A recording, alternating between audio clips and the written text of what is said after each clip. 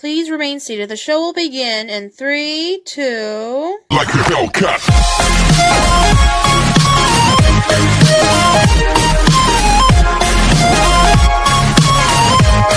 Mr.Widemouth by PerfectCircle35. During my childhood, my family was like a drop of water in a vast river, never remaining in one location for long. We settled in Rhode Island when I was 8, and there we remained until I went to college in Colorado Springs. Most of my memories are rooted in Rhode Island, but there are fragments in the attic of my brain which belong to the various homes we had lived in when I was much younger. Most of these memories are unclear and pointless.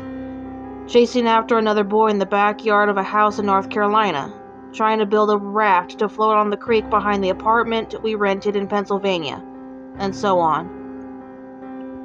But there is one set of memories which remain as clear as glass, as though they were just made yesterday. I often wonder whether these memories are simply lucid dreams produced by the long sickness I experienced that spring, but in my heart I know they are real.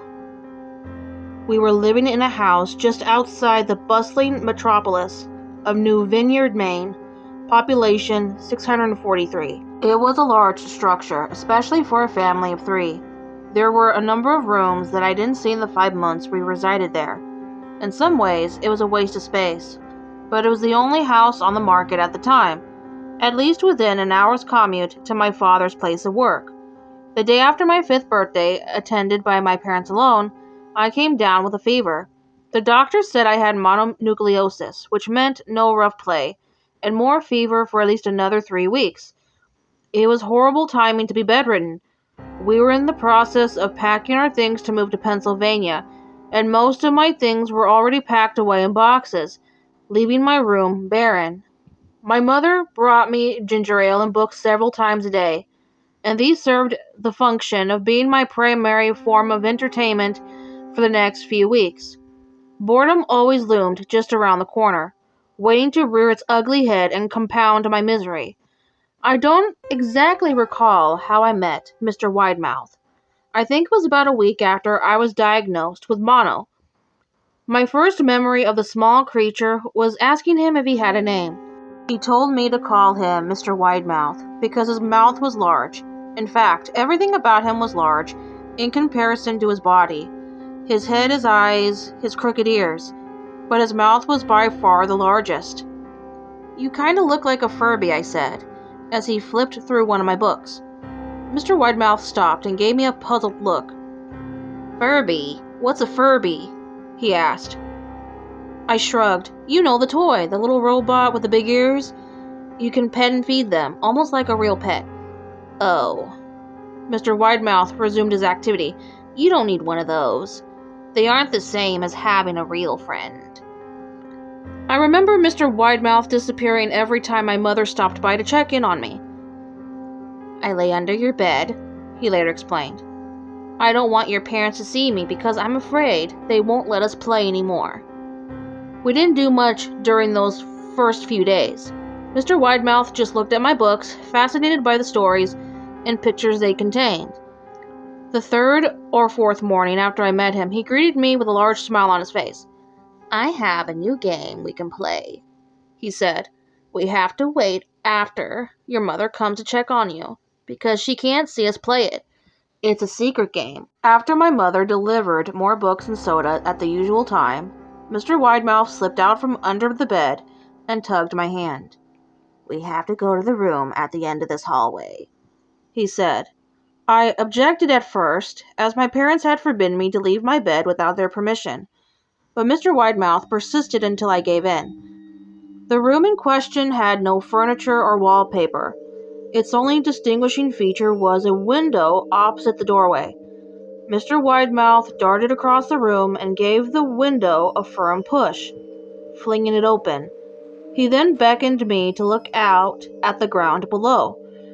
We were on the 2nd story of the house, but it was on a hill, and from this angle the drop was farther than 2 stories due to the incline. "I like to play pretend up here," Mr. Widemouth explained. I pretend that there is a big, soft trampoline below this window, and I jump. If you pretend hard enough, you can bounce back up like a feather. I want you to try." I was a 5-year-old with a fever, so only a hint of skepticism darted through my thoughts as I looked down and considered the possibility. "It's a long drop," I said. "But that's all part of the fun. It wouldn't be fun if it was only a short drop. If it were that way, you might as well just bounce on a real trampoline." I toyed with the idea, picturing myself falling through thin air only to bounce back to the window on something unseen by human eyes. But the realist in me prevailed. "Maybe some other time," I said. "I don't know if I have enough imagination. I could get hurt." Mr. Widemouth's face contorted into a snarl, but only for a moment. Anger gave way to disappointment. "If you say so," he said. He spent the rest of the day under my bed, quiet as a mouse. The next morning, Mr. Widemouth arrived holding a small box. "I want to teach you how to juggle," he said. "Here are some things you can use to practice before I start giving you lessons."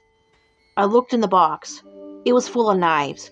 "My parents will kill me," I shouted, horrified that Mr. Widemouth had brought knives into my room, objects that my parents would never allow me to touch. "I'll be spanked and grounded for a year." Mr. Widemouth frowned. "It's fun to juggle with these. I want you to try it." I pushed the box away. "I can't. I'll get in trouble. Knives aren't safe to just throw in the air." Mr. Widemouth's frown deepened into a scowl. He took the box of knives and slid under my bed, remaining there for the rest of the day. I began to wonder how often he was under me. I started having trouble sleeping after that. Mr. Widemouth often woke me up at night, saying he put a real trampoline under the window, a big one that I couldn't see in the dark. I always declined and tried to go back to sleep. But Mr. Widemouth persisted. Sometimes he'd stay by my side until early in the morning, encouraging me to jump. He wasn't so fun to play with anymore. My mother came to me one morning and told me I had her permission to walk around outside. She thought that the fresh air would be good for me, especially after being confined to my room for so long. Ecstatic, I put on my sneakers and trotted out to the back porch, yearning for the feeling of the sun on my face. Mr. Widemouth was waiting for me. "I have something I want you to see," he said. I must have given him a weird look, because he then said, "It's safe, I promise." I followed him to the beginning of a deer trail which ran through the woods behind the house. "This is an important path," he explained. "I have had a lot of friends about your age. When they were ready, I took them down this path to a special place. You aren't ready yet, but one day I hope to take you there." I returned to the house, wondering what kind of place lay beyond that trail. 2 weeks after I met Mr. Widemouth, the last load of our things had been packed into a moving truck. I would be in the cab of that truck, sitting next to my father for the long drive to Pennsylvania. I considered telling Mr. Widemouth that I would be leaving, but even at 5 years old, I was beginning to suspect that perhaps the creature's intentions were not to my benefit, despite what he had said otherwise. For this reason, I decided to keep my departure a secret. My father and I were in the truck at 4 a.m.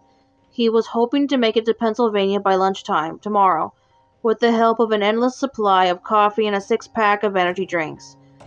He seemed more like a man who was about to run a marathon, rather than one who was about to spend 2 days sitting still. "Early enough for you?" he asked. I nodded and placed my head against the window, hoping for some sleep before the sun came up. I felt my father's hand on my shoulder. "This is the last move, son, I promise. I know it's hard for you as sick as you've been. Once Daddy gets promoted, we can settle down and you can make friends." I opened my eyes as we backed out of the driveway.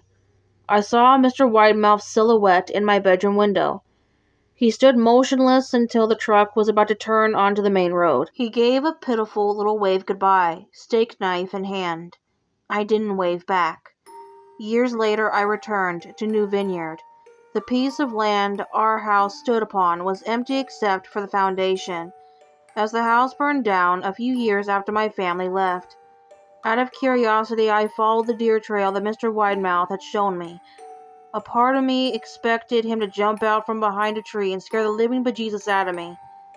But I felt that Mr. Widemouth was gone, somehow tied to the house that no longer existed. The trail ended at the New Vineyard Memorial Cemetery. I noticed that many of the tombstones belonged to children.